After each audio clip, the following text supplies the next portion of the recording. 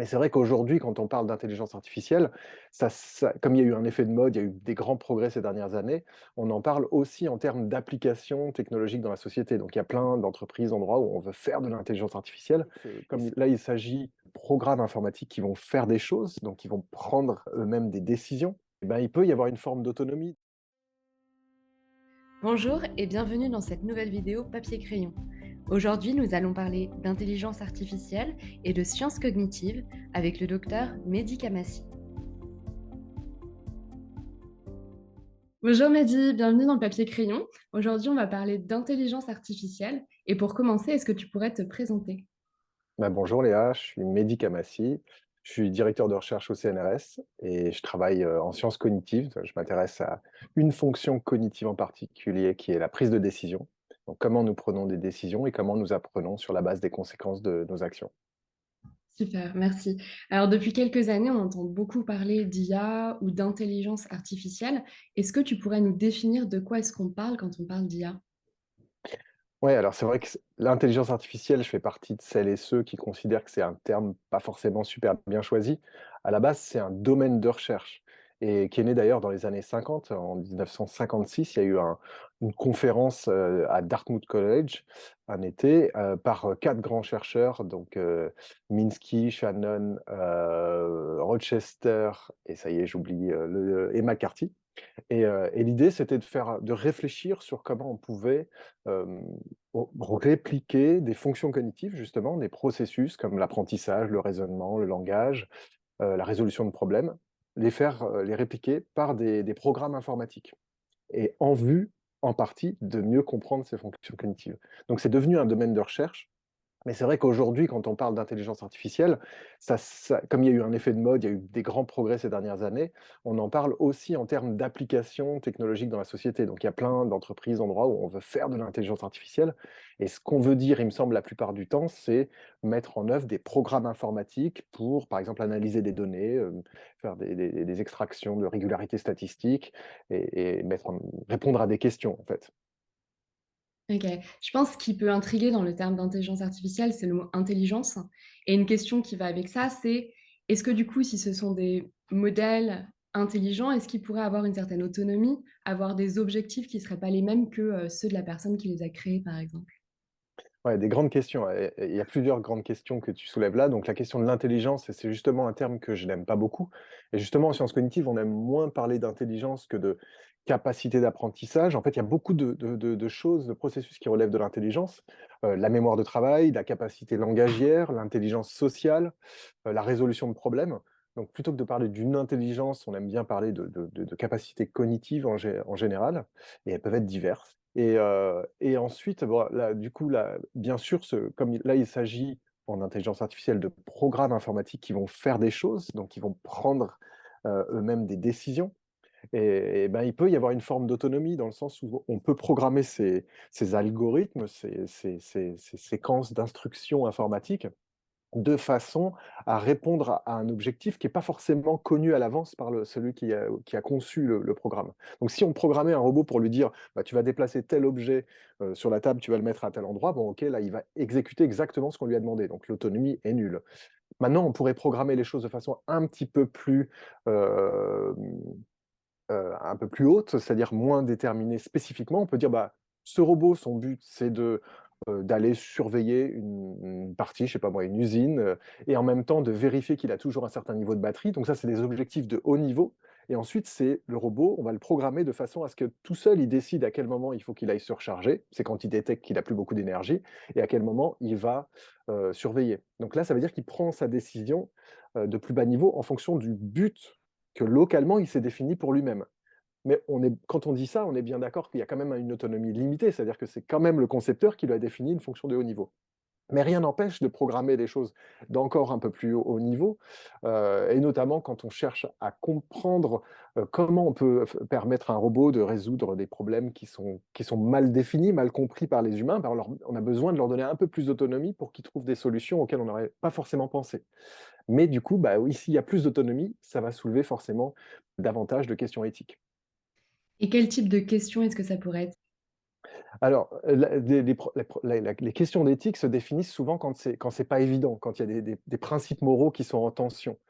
Par exemple, le robot est là pour résoudre une tâche, donc un service qui est utile à l'humain, donc qui est censé contribuer au bienfait de l'humanité ou des gens qui l'ont programmé et en même temps, peut-être que pour faire ça, il va devoir faire une action qui va faire quelque chose de moins acceptable. Mais si c'est quelque chose de limité, ça peut être acceptable. Alors dans les questions d'éthique qui se posent en IA actuellement, beaucoup de gens sont d'accord pour dire qu'on peut partir des 4 grands principes de la bioéthique, mais auxquels il faut ajouter un autre principe. Et donc, ces principes en bioéthique, c'est la bienfaisance, donc on programme des choses pour le bienfait de l'individu, de l'humanité. Le principe de non-malfaisance, donc qui est un peu symétrique, mais l'idée qu'on ne va pas accepter des actions qui sont susceptibles de causer des effets négatifs, plus ou moins graves dans différents domaines.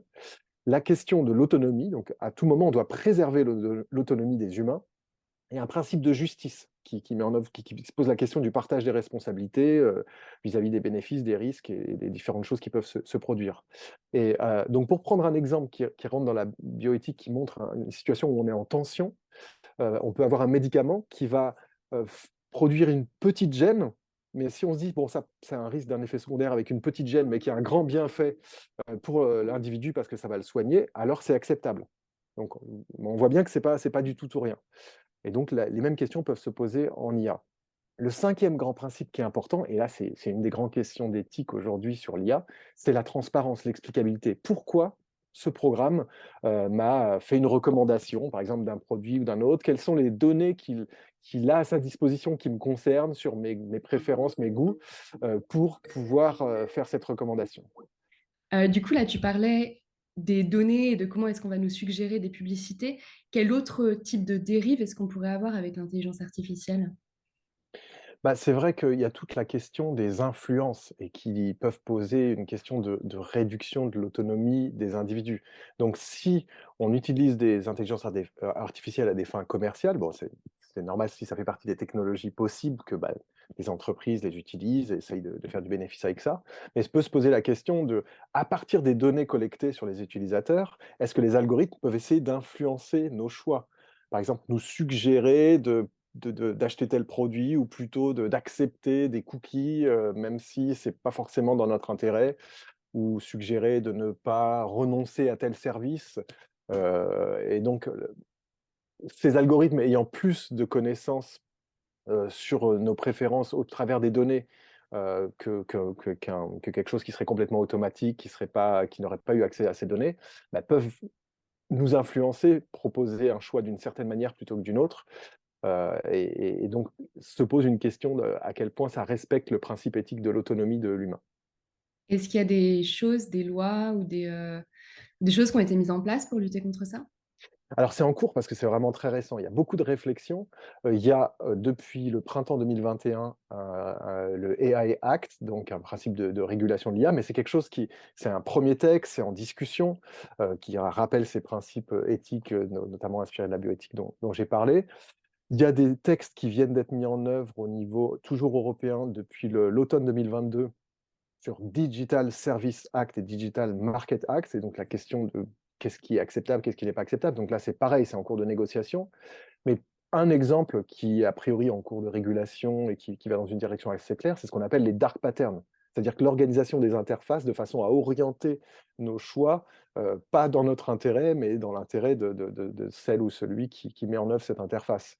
Donc par exemple, quand il y a des cookies et que les accepter, c'est un gros bouton facile, alors que les refuser, il faut aller cliquer sur un petit bouton caché, puis ensuite il y a plein d'étapes pour les refuser. C'est une asymétrie qui incite à, quand on a la flemme, à les accepter, ce qui n'est pas bon. Donc ça, c'est quelque chose qui va être régulé a priori. Et puis ensuite, bah, comme c'est en cours et qu'il y a beaucoup de réflexions, il y a beaucoup de discussions, il y a plein de choses qui se passent dans des comités consultatifs d'éthique qui vont faire des suggestions. On fait venir des experts de différentes disciplines, des juristes, des philosophes et aussi des ingénieurs, des chercheurs en IA, en neurosciences, en psycho. Et on réfléchit et on fait des propositions. Et donc il y a par exemple le Comité national consultatif des droits de l'homme qui a fait des propositions. Il y a un comité national d'éthique du numérique qui a été mis en place en France depuis 2019, qui aussi fait des propositions. Voilà, ça bouillonne en ce moment et on espère que les régulations vont suivre. D'accord. Et là, on parlait, du marketing, on a parlé un petit peu, de la robotique. Dans quel domaine est-ce qu'on utilise de l'IA, en fait? Parce qu'on en a l'impression d'en entendre parler, tous les jours, mais c'est pas forcément clair pour tout le monde. Quels sont les domaines qui peuvent utiliser de l'intelligence artificielle? Bah, en fait, on pense que dans vraiment beaucoup de domaines, ça pourrait. Ça ne veut pas dire que c'est déjà le cas. Mais à partir du moment où on a des programmes informatiques qui vont avoir un certain degré d'autonomie dans le déroulement de procédures d'extraction d'informations, notamment dans des bases de données. Alors, par exemple, des programmes qui, sur Internet, vont chercher plein de données textuelles pour pouvoir euh, mettre en relation du vocabulaire ou alors des chatbots, comme on a entendu parler de ChatGPT et d'autres, bah, à partir du moment où donc on a des programmes informatiques qui vont traiter des données et pouvoir fournir un service de façon avec un certain degré d'automaticité, on peut dire que c'est de l'IA. C'est vrai que ces temps-ci, on a ce mot, comme il est à la mode, on entend IA parfois juste simplement pour des programmes informatiques et le simple fait de faire des statistiques, sur des données et mais donc, il y a aussi des domaines auxquels on ne pense pas, notamment enfin, l'IA peut être utile, pour, contribuer à augmenter nos connaissances et notre compréhension du monde. Donc, il y a des chercheurs en en sciences humaines et sociales, je sais pas, par exemple, qui travaillent sur des langues anciennes, qui vont utiliser l'IA pour analyser des textes anciens et puis se rendre compte que, bah, en fait, il y a une probabilité très forte que tel et tel texte viennent d'une même école, d'une même région sur terre, alors que tel autre texte vient d'autre chose. Donc ça peut nous aider. En biologie ou par exemple en cancérologie, on peut utiliser l'IA pour analyser des images radio et détecter des fois des risques de début de tumeur que peut-être l'œil humain ne verrait pas. Donc il y a plein d'utilisations potentielles, il y a plein de choses qui pourraient être utiles à la société, à l'humain, mais comme ça foisonne et qu'on n'a pas encore mis en place les régulations, bah, il y a aussi des risques d'utilisation soit directement malfaisante, soit d'utilisation bienveillante, mais qui ne respecte pas, peut-être implicitement des règles éthiques ou des principes et donc qui pourraient conduire à des méfaits pour l'humain. D'accord. Et dans les côtés bénéfiques de l'intelligence artificielle, est-ce que ça pourrait aider les chercheurs en sciences cognitives à mieux comprendre comment le cerveau ou la cognition humaine, de manière générale, fonctionne? Ou est-ce que c'est quelque chose de plus unidirectionnel où on va utiliser les connaissances qu'on a sur la cognition humaine pour créer une intelligence artificielle qui soit plus efficace? Alors il y a des chercheurs qui travaillent dans ces 2 domaines, sur ces 2 aspects que tu mentionnes et donc il y a des chercheurs en intelligence artificielle, donc qui dans la discipline de recherche qui est très liée, à l'informatique, aux mathématiques, qui vont essayer de s'inspirer de l'humain pour, programmer des robots, par exemple, ou des agents virtuels, les plus intelligents possibles. Ça, c'est un domaine de recherche. Il y a des gens, la plupart que je connais en IA, qui font des recherches pour répondre à des questions, extraire des connaissances, faire de la traduction automatique de texte ou détecter dans des images, des objets, des choses comme ça, de façon automatique. Maintenant, mes recherches sont plutôt dans l'autre sens. Je ne suis pas moi-même un chercheur dans le domaine de l'IA, mais je suis un chercheur qui utilise l'IA au sein des sciences cognitives, pour essayer de mieux comprendre le fonctionnement du cerveau et de notre pensée. Donc je parlais au tout début de la prise de décision. Bah, c'est un ensemble de mécanismes assez complexes dans le cerveau avec beaucoup d'informations distribuées, beaucoup de processus en jeu et donc ça peut être utile de regarder quels sont les programmes informatiques en IA et notamment qui permettent à un robot de prendre des décisions et de voir si ça nous donne des clés pour comprendre comment ça se passe dans le cerveau. Et donc dans nos recherches, on fait un aller-retour pour s'inspirer de ce qu'il y a en IA, faire des nouveaux modèles de prise de décision dans le cerveau, confronter ça à des nouvelles données, raffiner ça, revenir vers l'IA et c'est sans arrêt un aller-retour dans lequel on espère que ça contribue des deux côtés. D'accord. Et quand tu parles de prise de décision, qu'est-ce que ça signifie exactement et quel type de modèle est-ce qu'on peut avoir de la prise de décision?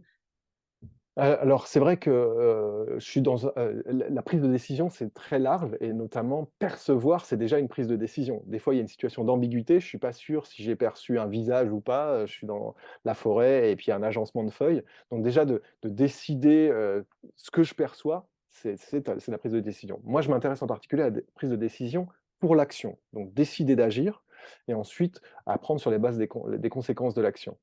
Alors ce qu'on considère en sciences cognitives comme une théorie de départ, c'est la prise de décision à partir des valeurs, c'est-à-dire qu'on assigne des valeurs subjectives à différentes actions et il me semble que faire telle action, pour moi, ça aurait une certaine utilité, donc une certaine valeur et telle autre action pourrait avoir une autre valeur et puis ensuite je vais choisir l'action avec la plus forte valeur, ou des fois explorer, me dire: «Bon, même si je crois que ça, c'est un peu mieux pour moi, j'ai envie d'essayer l'autre action parce que peut-être que je vais apprendre à partir de ça». Il y a des modèles, qu'on appelle modèles d'accumulation d'évidence, c'est-à-dire qu'au départ, parfois on est assez incertain et donc avant d'être sûr des valeurs subjectives qu'on assigne aux actions, on préfère, collecter davantage d'informations dans le monde et puis une fois qu'on a un certain degré de confiance dans l'action qu'on préfère, on la met en œuvre.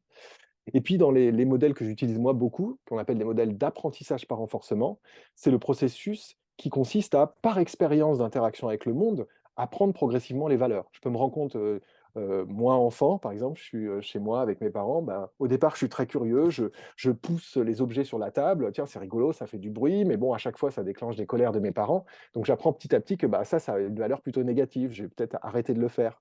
Et puis il y a telle autre chose, à chaque fois que je tends un objet à quelqu'un, un adulte, il me fait un grand sourire, il a l'air très content, donc peut-être qu'il y a une valeur au fait de donner un objet à un autre être humain et donc voilà, progressivement, je vais apprendre ces choses-là.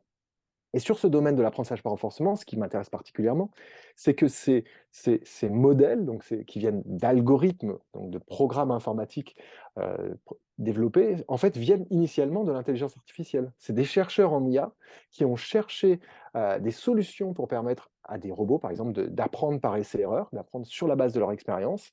Et puis, on s'est rendu compte, dans les années 90, donc c'est avant que moi je commence à faire de la recherche, mais les chercheurs se sont rendus compte que certains mécanismes dans le cerveau semblaient mettre en œuvre des signaux d'apprentissage similaires à ce qui était proposé par ces modèles. Donc c'est fascinant parce que ça veut dire que peut-être qu'au cours de l'évolution ont été sélectionnés des mécanismes dans le cerveau qui ressemblent aux solutions que les ingénieurs ont trouvées pour permettre à des robots d'apprendre.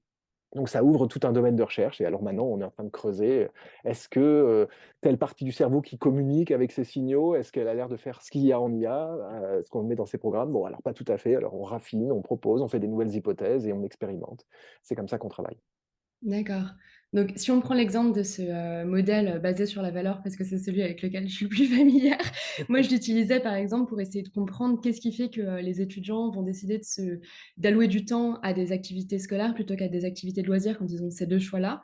Donc effectivement, on leur demandait de noter énormément, d'activités et on regardait ensuite quels étaient les attributs. Donc par exemple, est-ce que c'est le fait que ce soit plaisant, que ce soit difficile, que ce soit bon pour les notes qui vont avoir le plus de poids, donc qui vont avoir le plus d'impact sur leurs décisions. Et pour utiliser ces modèles-là, moi j'avais des modèles vivants, hein. C'était des participants qui venaient dans mon laboratoire et qui passaient ces expériences-là.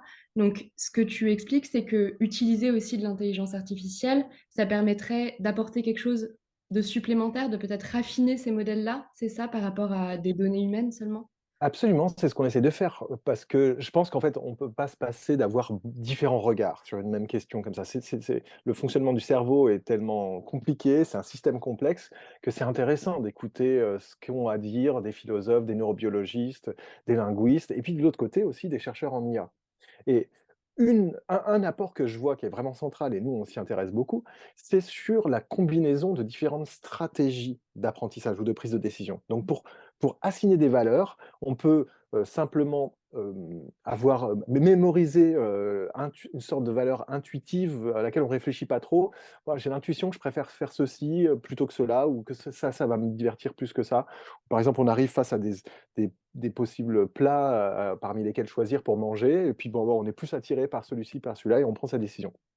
Une autre stratégie, et ça, c'est des choses qui ont été vraiment beaucoup creusées dans la recherche en IA, consiste à, construire petit à petit un modèle à travers de l'expérience qu'on a, de quelles seraient les conséquences anticipées de nos choix et ce qui fait que je peux me simuler mentalement. Si je fais ça, qu'est-ce qui va se passer? OK, je vais manger ce truc-là qui m'avait l'air très, très bon, en fait, qui est plein, plein de sucre, je ne le sais pas forcément. Mais en fait, à chaque fois, que je me resimule, bah, je me rends compte qu'à chaque fois, par exemple, soit je suis pas bien ou alors que globalement, ça apporte des conséquences à plus long terme qui sont pas très bonnes. Et donc, à partir d'une simulation mentale, d'une anticipation de quelles pourraient être les conséquences à long terme, je peux réviser cette valeur. Et ça, c'est assez intéressant parce que ça veut dire qu'il y a plusieurs stratégies qui peuvent contribuer à, l'attribution de valeur sur laquelle ensuite repose ma décision. Et donc ça, c'est un des points clés qu'on essaie d'étudier. Comment le cerveau combine différentes stratégies pour qu'ensuite, à la fin, il y ait une décision cohérente qui soit prise? D'accord, donc l'idée en intelligence artificielle, ce serait de créer plusieurs modèles plus ou moins complexes et de voir à quel point est-ce que ça peut, avoir des résultats qui seraient similaires à ce qu'un humain, pourrait faire? Alors effectivement, donc ce genre de recherches, elles ont déjà aussi été un petit peu faites. On se rend compte qu'il y a certains réseaux dans le cerveau avec certains mécanismes qui ont l'air de plus correspondre à la stratégie A, on va dire, et d'autres qui correspondent à la stratégie B. Alors c'est pas complètement dichotomique, hein, c'est pas complètement modulaire, c'est des réseaux distribués dans le cerveau, donc il y a des parties du cerveau qui contribuent un petit peu aux 2. Mais ensuite, la grande question, donc il semble, hein, on a de plus en plus de données qui nous laissent penser qu'a priori, il y a plusieurs stratégies mises en œuvre dans le cerveau. Maintenant, la question, c'est comment elles sont fusionnées? Et comment on bascule de l'une à l'autre? Comment et donc pour ça, on a besoin de proposer des nouveaux modèles mathématiques et de tester pour voir lesquels expliquent le mieux nos comportements. Dans quel moment on a l'air de prendre des décisions un peu automatiques, on réfléchit plus trop. Par exemple, je me déplace, dans la ville, dans laquelle j'habite tous les jours et je viens de chez moi jusqu'à mon lieu de travail, je réfléchis plus trop. Donc c'est comme si c'était ces valeurs intuitives, sans y réfléchir. Je sais que bon, bah, pour la tâche qui consiste à aller chez moi, je tourne à telle rue, puis à telle autre, mais j'ai même pas besoin d'y réfléchir, je peux même rêvasser. À l'inverse, quand je vais dans une nouvelle ville, il faut que j'inhibe cette stratégie automatique ou quand j'ai un nouvel objectif, je dois aller passer un entretien quelque part, il faut que j'inhibe cette tendance à aller automatiquement chez moi pour planifier, réfléchir. Bon, bah, alors, donc par exemple, je regarde une carte et puis je prévois à l'avance une séquence d'actions avant d'agir. Et donc c'est cet équilibre, la façon dont on pondère les 2 et dont on peut basculer d'un mode à l'autre qui nous intéresse beaucoup. D'accord. Et donc là, on parlait de la prise de décision, mais j'imagine qu'il y a d'autres questions liées aux neurosciences ou aux sciences cognitives qui utilisent beaucoup l'intelligence artificielle. Quel type de questions, ont vraiment besoin ou, dans laquelle il y a une grande utilité de l'intelligence artificielle et ce qu'on explore en ce moment? À mon avis, il y en a vraiment, vraiment beaucoup. Enfin, si on voit l'intelligence artificielle comme un outil, autant tester et s'en servir et voir ce que ça peut apporter. Donc il y a beaucoup de gens donc à l'intérieur de l'intelligence artificielle, il y a ce qu'on appelle l'apprentissage machine learning en anglais. Il y a beaucoup de gens qui sont d'accord pour dire que finalement c'est des nouveaux termes et parfois des nouvelles méthodes, mais sur un processus qui est similaire au fait de faire des statistiques sur les données. Et donc en sciences, bah, tu le sais très bien, on a besoin de faire des statistiques et surtout quand on a des grandes quantités de données. Donc en neurosciences, il y a plein d'enregistrements d'activité du cerveau, d'enregistrements de comportements de participants. On a tellement de données que faire du sens, voir des choses qu'on n'avait pas forcément vues, pourrait être aidé de l'intelligence artificielle.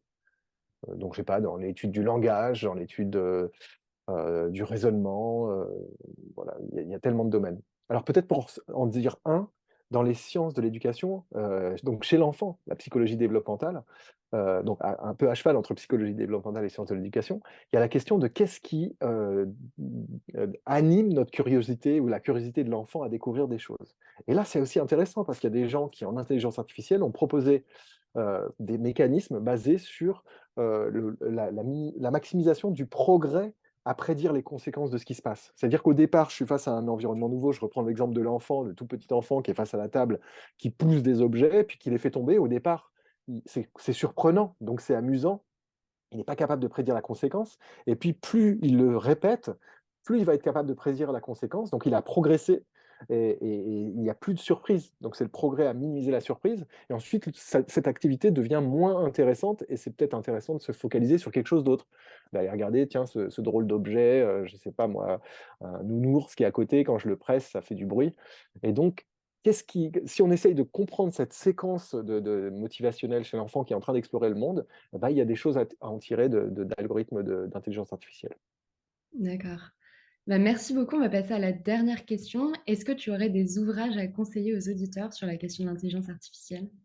Bah, je pense à un livre de Jean-Gabriel Ganassia, qui est professeur d'informatique, à Sorbonne Université, un livre assez succinct, mais qui parle des idées reçues en intelligence artificielle et je pense qu'il vraiment peut aider à clarifier et à pas tomber dans certains pièges. Et par ailleurs, il y a un cycle de conférences qui était vraiment intéressant, organisé par l'École polytechnique en 2021. Qu'est-ce qui échappe à l'intelligence artificielle? Et on peut voir les vidéos sur internet, notamment sur YouTube et sont vraiment très chouettes avec, des contributions, par exemple, de la mathématicienne Michel Sebag ou encore du philosophe Daniel Andler. Donc ça, je pense que c'est vraiment utile pour comprendre à la fois ce que c'est l'intelligence artificielle et les enjeux, aujourd'hui dans la société.